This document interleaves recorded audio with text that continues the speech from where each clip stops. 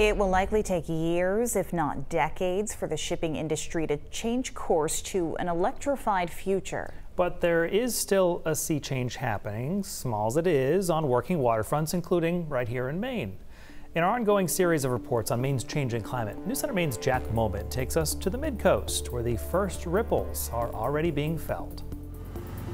It's a typical day on the water. You can hear it, smell it, and expect it, but here in Rockland, the way this harbor master boat sounds is anything but. I've been following electric boats for a while. You're looking at the first workboat in Maine that is all electric. It's already assigned to work for the Pendleton Yacht Yard in Islesboro, piloted by the boatyard's manager, Gabe Pendleton. So I think that it's going to have a big impact. Pendleton, who has spent his entire working life on the water, says there's an opportunity here to relieve some of the impacts that gas and diesel engines have on our waterfront and our environment. So there's two aspects of it. One, it's not good for the environment. Two, it's expensive, and it's also loud. When it comes to how much marine engines contribute to climate change, it's easy to look at the big things like oil tankers and cruise ships, but the emissions put off by small waterfront boats is still pretty big. Let's look at the math. According to the Island Institute, a 70 horsepower gas or diesel boat engine at full throttle for a total of 100 hours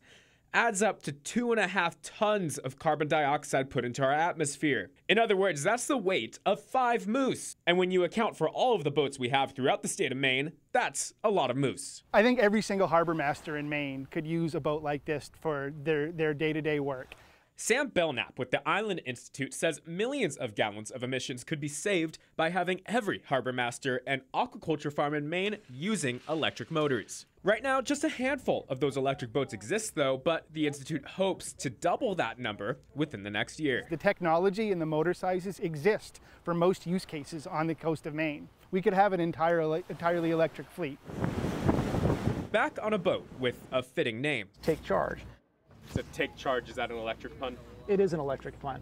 Maine Electric Boat is also part of the effort to show off these new EV motors. Its co-founder, Matt Tarpey, says these motors are much harder to make than an EV car. A car can continue to roll.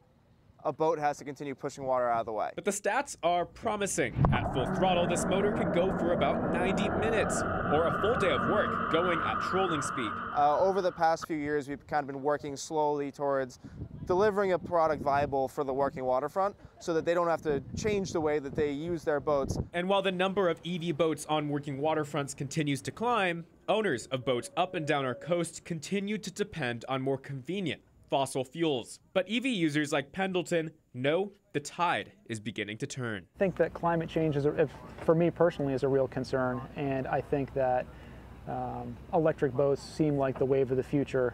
Taking charge, silently, but definitely not slowly. In Rockland, Jack Mulbin, News Center, Maine.